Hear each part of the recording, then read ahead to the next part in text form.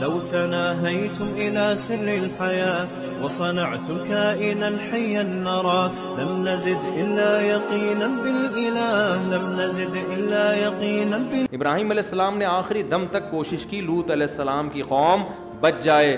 جب اللہ نے یہ کہا کہ اس پہ بحث نہ کریں آپ مجھ سے, پھر ابراہیم علیہ السلام خاموش ہوئے. یا ابراہیم اعرض عن ھذا انہ قد جاء امر ربک, تیرے رب کا فیصلہ آ چکا ہے. وانہم آتیہم عذاب غیر مردود, ان پر ایسا عذاب آئے گا جو کبھی بھی رد نہیں ہو سکتا, یہ ناممکن ہے, یہ فیصلہ ہو چکا ہے. پھر یہاں سے فرشتے اٹھ کے گئے ہیں. لما جاءت رسلنا لوطا, لوط علیہ السلام کے پاس گئے خوبصورت لڑکوں کی شکل میں. وہاں بھی نہیں پہلے بتایا کہ ہم فرشتے ہیں.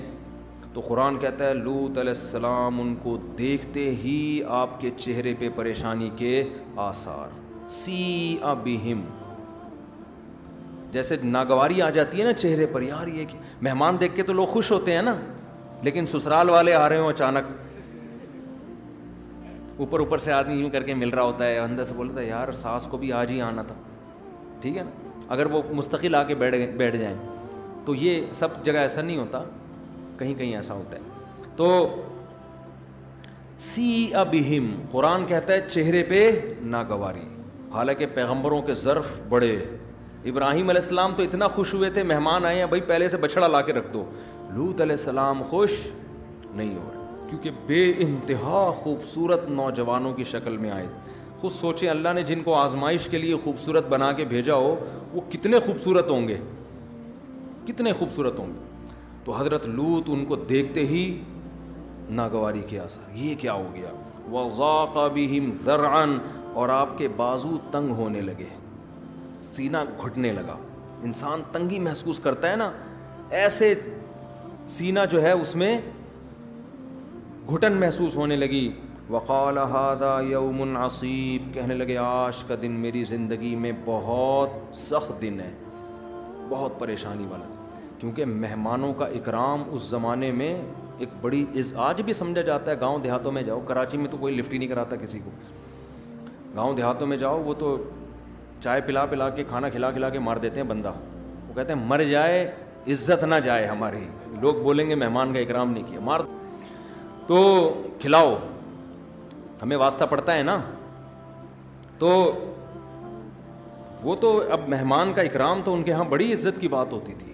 ان کو یہ خوف تھا میری قوم اتنے خوبصورت نوجوانوں کو جب دیکھے گی تو یہ تو برائی کا ارادہ کریں گے, اس سے عزت کس کی جائے گی, میں کیا منہ دکھاؤں گا کہ بھئی میرے مہمانوں کے ساتھ کیا سلوک ہوا. اور پیغمبروں کی غیرت میں اور آپ سوچ نہیں سکتے. قرآن کہتا ہے کہ حضرت لوط علیہ السلام کے چہرے پہ شدید ناگواری کے آثار. لوط علیہ السلام کی بیوی نے جا کے مخبری کر دی,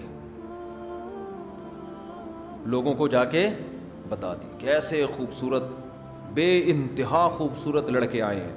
قرآن کہتا ہے وجاءہ قومہ یہرعون الیہ, قوم کے لوگ بھاگتے ہوئے ان کے گھر کی طرف آئے. ومن قبل كانوا يعملون السیئات, اور اس سے پہلے یہ اس گندگی میں پڑے ہوئے تھے, اتنی عادت پڑ چکی تھی. یہ ایسے ہی جرم ہے, انسان ایک دفعہ کرتا ہے اس کے بعد جو لت پڑتی ہے نا, خوبصورت سے خوبصورت عورت سے بھی شادی کر لے لیکن اس کو یہ گندگی اس سے نہیں چھوڑتی. ایسے عذاب میں اللہ اس کو ڈال دیتے ہیں, الا یہ کہ ہمت کر کے چھوڑ دے. تو جب وہ آئے ہیں تو لوط علیہ السلام نے کہا کہ یہ دن مجھ پر بہت سخت ہے, اور قوم سے منتیں کرنے لگے. ان ہؤلاء ضیفی فلا تفضحون, یہ میرے مہمان ہیں مجھے رسوا مت کرو. تو قوم کیا کہتی ہے جواب میں, اولم ننہک عن العالمین, اے لوط ہم نے تجھے پہلے سمجھا دیا تھا کہ ہماری عادت کا تجھے پتہ ہے, تو اپنے گھر میں کسی ایسے مہمان کو داخل نہ ہونے دینا, ہم نے پہلے تجھے بتا دیا تھا. لوط علیہ السلام تو خیال کرتے ہوں گے نا یہ تو اللہ کی طرف سے آ گئے فرشتے, ان کو کیسے روکیں, اور گھر پہ آئے ہوئے مہمان کو تو کوئی نہیں بھگاتا. تو ہم نے تجھے پہلے منع کیا تھا کہ تجھے ہماری عادت کا پتہ ہے, لہذا تو کسی ایسے شخص کو گھر میں داخل نہ ہونے دینا. اب یہ غلطی ہماری نہیں ہے, معاذ اللہ کس کی ہے, آپ کی غلطی ہے. تو لوط علیہ السلام کیا کہتے ہیں, ہؤلاء بناتی ہن اطہر لکم, یہ میری بیٹیاں ہیں, مراد ہے قوم کی بیٹیاں, کیونکہ پیغمبر روحانی باپ ہوتے ہیں. لوط علیہ السلام کا چونکہ قوم میں ایک وقار بھی تھا نا, تو بھائی کسی کو جس بھی لڑکی سے نکاح کرنا ہے میں اس کا نکاح اس سے کروا دوں. رشتوں میں مسائل ہوں, شادی نہیں ہو رہی ہو, یعنی ہر طرح سے حجت تمام کر دی. ہا اولائی بناتی, میری قوم کی بیٹیاں ہیں, ہن اطہر لکم, یہ پاکیزہ ہیں, ان سے نکاح کرو, یہ نیچر ہے. ان کنتم فاعلین, اگر تم نے اپنی خواہش پوری کرنی ہے. قوم جواب میں کیا کہتی ہے؟ لقد علمت. اچھا آگے کہنے لگے الیس منکم رجل الرشید, کیا تم میں کوئی ایسا شخص نہیں ہے جو تمہیں سمجھا دے؟ سارے نالائق ہو گئے ہیں, یعنی کوئی تو ایسا ہو جو تمہیں میں سے کھڑا ہو کر تمہیں پیچھے دھکیلے اور کہے کہ یہ لوط صحیح کہہ رہے ہیں, ان کو تنگ نہ کرو. کوئی تم میں ایسا نہیں ہے. قالوا لقد علمت, جواب میں کہنے لگے اے لوط تجھے یہ بات معلوم ہے, ما لنا فی بناتک من حق, ہمیں عورت میں کوئی دلچسپی نہیں ہے. یہ اس گندگی کا عذاب ہے کہ عورت میں دلچسپی کیا ہو جاتی ہے؟ ختم. یہ سب سے پہلے دنیا کا عذاب ہے, اور یہ بیماری بڑھاپے میں نہیں چھوٹتی, یہ خوب سمجھ لو, یہ کبھی بھی نہیں چھوٹتی. اس لیے بھائی اگر کوئی اس بیماری میں مبتلا ہے, آج توبہ کر لے, آسان ہے, کل توبہ اور زیادہ مشکل ہو جائے گی. اور یہ ساری بدماشیاں دیر سے شادی کے نتیجے میں پیدا ہوتی ہیں. اور یہ بھی خوب سمجھ لو, اپنے بچوں کو بڑوں کے ساتھ نہ بیٹھنے دیا کرو. میں نے ایک دفعہ بیان کیا تھا, اس پہ بعض لبرل لوگوں کو بڑی تکلیف ہوئی, یہ مولوی گندی سوچ رکھتے ہیں, مولوی یوں کرتے ہیں. آپ قوم کے حالات کو ہم سے زیادہ جانتے ہو. خوبصورت خوبصورت بچے آئے ہوئے ہوتے ہیں, بڑے آدمیوں کی گود میں بیٹھے ہوئے ہوتے ہیں, ان کے گالوں پہ ہاتھ لگا رہے ہیں, ان سے فری ہو رہے ہیں. غیرت بھی کوئی چیز ہوتی ہے کیا؟ آپ اتنے اچھا گمان کیوں رکھا ہوا ہے آپ نے؟ سب سے گمان سب سے اچھا رکھو, عمل میں سب سے بدگمان ہو کے رہو. عمل میں ایسے سب سے کسی پر اعتماد نہیں بھائی, نہ مولوی پر, نہ عامی پر, نہ لبرل پر, نہ ڈاکٹر پر, نہ سائنسدان پر. ہر انسان آدمی پہلے ہوتا ہے, اور ڈاکٹر, مفتی, عالم, بزرگ یہ بعد میں ہوتا ہے. ہر انسان کے ساتھ شیطان اللہ نے لگا دیا ہے, چاہے بزرگ ہو, عالم ہو, ڈاکٹر ہو, مفتی ہو, انجینئر ہو, سائنسدان ہو, مالدار ہو, غریب ہو. جب لگا دیا ہے شیطان ہر ایک کے ساتھ, تو احتیاط کا تقاضا کیا ہے کہ نو عمر لڑکوں کو بڑے لڑکوں کے ساتھ نہ بیٹھنے دیا جائے. اور میں یقین سے کہتا ہوں یہ بیماری کزنوں سے بھی لگتی ہے. ہمارے سامنے تو صبح شام کیسز آتے ہیں, مائیں کیا کرتی ہیں, اپنے بچوں کو کزنوں کے گھر بھیج دیتی ہیں, 2 کزن ایک ساتھ بستر پہ سو رہے ہوتے ہیں چپک کے.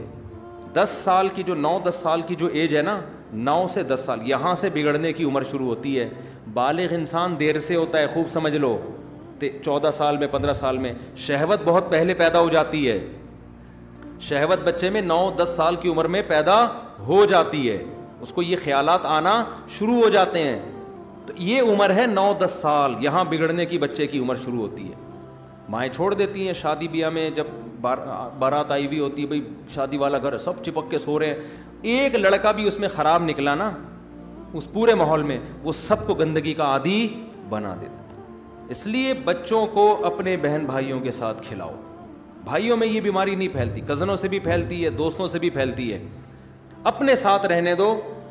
کبھی کسی ان کی عمر کے لڑکوں کے ساتھ بھی ہاتھ کا مذاق نہ کرنے دو. ان سے بولو بھائی کھیلو, بنٹے کھیلو, مارم پیٹی کھیلو, چپک کے نہیں بیٹھو آپس میں. چپک کے سونے کی اجازت نہیں ہے. حدیث میں آتا ہے بچہ 10 سال کا ہو جائے اس کا بستر الگ کر دو. تو یہ معاشرے میں ہو رہا ہے, بڑے اچھے اچھے گھرانے کے لڑکے بگڑ جاتے ہیں. آپ کو تھوڑی بتائیں گے, ہمیں آ کے اپنی کہانیاں سنا رہے ہوتے ہیں کہ کیسے کس نے ہمیں تنگ کیا. پھر لوگ کہانیاں سنا رہے ہوتے ہیں کہ ہم برے نہیں تھے, ہمیں کسی نے اس طرح مس یوز کیا, پھر ہوتے ہوتے ہمیں یہ لت پڑ گئی, عادت پڑ گئی ہمیں, اب ہم چھوڑنا چاہتے ہیں نہیں چھوٹتی. اس میں سب سے بڑا کردار سب سے پہلے کس کا ہے؟ والدین کا. جو گھننے بنے ہوئے ہوتے ہیں, بچے چپک رہے ہیں, گودوں میں بیٹھ رہے ہیں, آپس میں ایک دوسرے کے جناب وہ گال پہ ہاتھ مار رہے ہیں, اور بڑی عمر کے لوگوں کے ساتھ بٹھایا ہوا ہوتا ہے. تو احتیاط کرنی چاہیے اس میں, تاکہ اس بیماری سے حفاظت رہے. میں نہیں کہہ رہا معاشرے میں سارے برے ہیں بھائی, 100 میں ایک برا ہو, اس ایک کی وجہ سے 99 سے بھی احتیاط کی جاتی ہے. اب احتیاط کا یہ معیار تھوڑی ہوتا بیٹا ان انکل سے ہاتھ نہیں ملانا, ان سے گلے مل لینا, یہ بہت نیک ہیں. یہ تو پھر عجیب سی بات ہو جائے گی نا بھائی. میں کہتا ہوں 100 میں ایک اگر انکل برے ہیں, 99 انکل اچھے ہیں, تو اب یہ تھوڑی بچے کو کہا جائے گا یہ اس ٹائپ کے جو انکل ہیں ان سے بچو, یہ والے آپ کو کیا پتہ کون سا کس ٹائپ کا ہے. تو آپ نے بچوں کو بولنا ہے بیٹا انکل کوئی بھی ہوں وہ انکل ہیں, آپ نے ان سے ریزرو رہنا ہے, ان سے دور رہنا ہے آپ نے, ٹھیک ہے نا. بس دور دور سے السلام علیکم وعلیکم السلام، پتلی گلی سے نکلو، اس سے زیادہ نہیں فری ہونے دینا کسی کو. تو احتیاط کرنی چاہیے اس میں. ہوا و حرص والا دل بدل دے، میرا غفلت میں ڈوبا دل بدل دے.